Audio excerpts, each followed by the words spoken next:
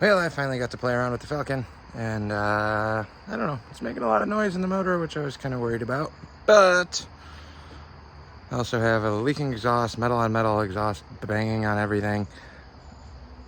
Didn't overheat today after the break-in, so that's good. It was holding temp like it's supposed to. I got it idle tuned, but watch the video. Let me know what you think in the comments below if the lifter washed the cam. That was the gamble I took, so let me know. Enjoy. Decided I'm not putting the headers on. I am gonna pull off the valve covers real quick and just re-snug up and make sure everything's good on the rockers. I'm just running the stamped ones. I do have a set of 1/6 roller rockers.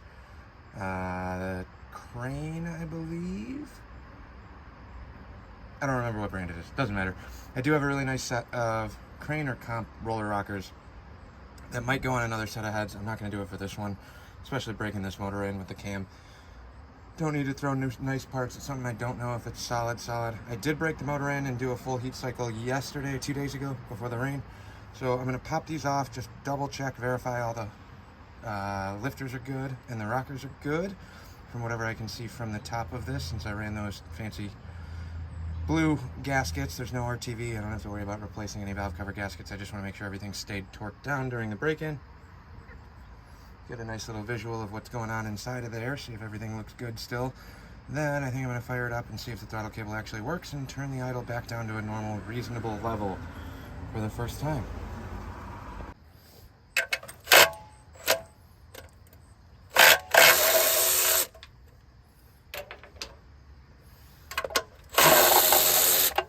Hopefully there's enough clearance with this carb bracket on.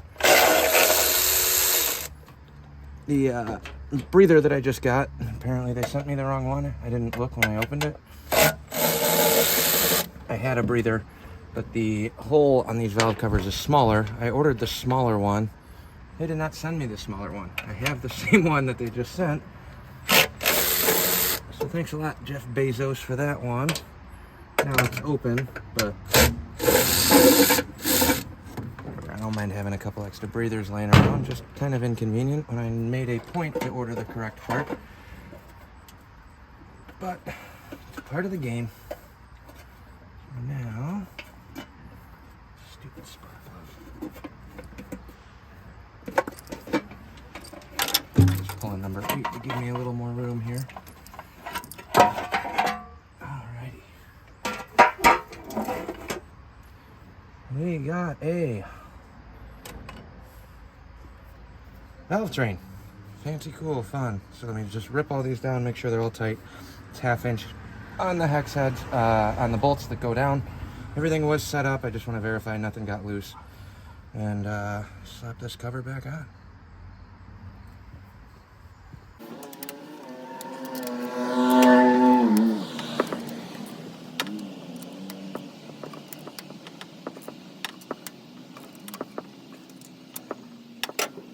So those were actually all pretty tight. I went like a 1/8 turn, just a hair on every one of those. So we're good there. Throw this valve cover back on, tighten it down. I'm gonna do the same thing on the other side, and I'll catch back with you when I'm done with that. Okay, valve covers are back on. That's all done. Passenger side was a little bit looser than I wanted it to be. I went about a 1/4 turn on every one of the rockers on this side, maybe an 1/8 turn on the driver's side. So hopefully that should fix itself, and hopefully that's not because of some sort of issue on the lifter cam orientation on the push rod. That would not be fun, but as long as lifters stay okay. Like I said, I broke this motor in. I did a full 25-30 minute heat cycle on it. Got the radiator topped off, cap is back on, set the breather in, it's still loose, so this is most likely going to rattle right out of there. But we'll find out. In case I got to splash the radiator, I'd like to have a little more stuff covered up. In theory, the throttle should work from the inside of the car. I know I hit that throttle a bunch of times, so I don't know. Might be flooded, might not. Might fire right up. Don't really know. I'm going to get set up on the inside. I'm going to bring you guys with, and then fire it up on its cold start from the inside of the car. Let it run for a minute. Run back around front, drop the idle back down, and then I can start kind of... I might actually throw a vacuum gauge on here too if I have an extra. I should have one later on. Throw a vacuum gauge on it, try and set the carb mix exactly where it's supposed to be, get the idle tuned, and then potentially change the timing a little bit I have not put a light on this since I fired it up, but we'll go from there. I haven't gone on the inside yet, but I got the timing light hooked up here. I got a vacuum gauge hooked up to the ported manifold. It's not direct, but to the ported section of the manifold. Choke is kind of on. None of this is hooked up, so in theory, hopefully the spring should still open as it warms up. Timing light is on. Now we're on the inside of the car. I haven't actually hit the throttle on this, nor am I able to check that it's full throttle right now. Not without a helper. I'm looking at it. Accelerator pump looks like it's going. You got a slight little window there. So there's a bunch of pumps of gas. Key is on, ignition is on. Let's see what happens.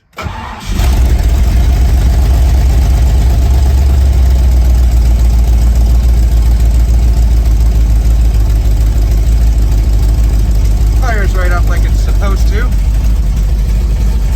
I'm gonna let it run high for a second.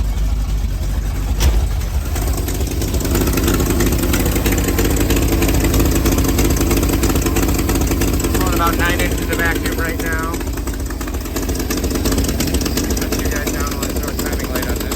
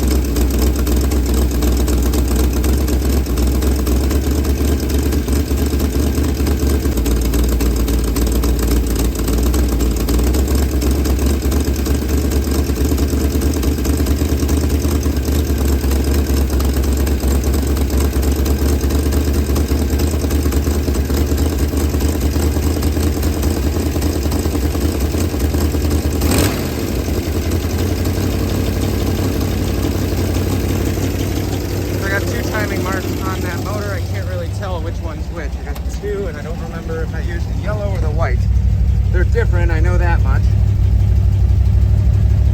I marked them that way for a reason, I just didn't verify that before I fired it up. But here we go, we got about 65, 70 PSI oil pressure, which is good. It says 10 volts, I think that's reading a little on the low side just based on the ground and the wiring.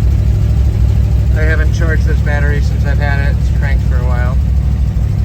We're gonna let this run for a minute. Warm up, come back when I start adjusting some things. Okay, so we've been idling for about 10-15 minutes. I've been playing with the idle mixer screws, timing, adjusting that.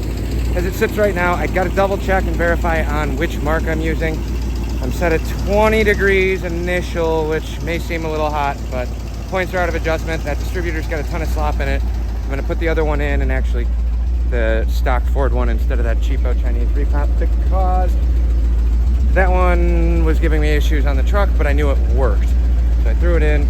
It's idling okay now. It's a little shaky. I also just have exhaust dangling on the ground underneath the car. There's all sorts of metal on metal rubbing going on. But at idle-ish, for about 30 pounds of oil pressure at idle. As soon as you tap the gas, that skyrockets way up. I'd like that to be a little bit higher, but I guess it's not that big of a deal on something I'm looking to go fast on. Coolant staying below 160, 70-ish, which is nice. There's a little bit of clatter on the valve. I'm gonna kind of keep an eye on it. I don't know if it's a lifter. I don't know if it's just the exhaust. Lots of exhaust leaks, but I think it's more clattery. I have no idea. This is loose and banging around on there too. So I'm just gonna kill that for now. I'm gonna call it okay. See what happens. I'm definitely gonna ride it around, put some miles on. Once I get the drive shaft made, if it's grenaded or I got a bad lifter, we'll diag that a little bit further on. I know it's gonna wipe. If it wipes the cam, like I said, going into this, I wasn't really overly optimistic, but got a nice little rumble to it. And this is, you know, cast manifolds, no headers on or anything like that, but with the cooling fan running, she's holding 160 degrees.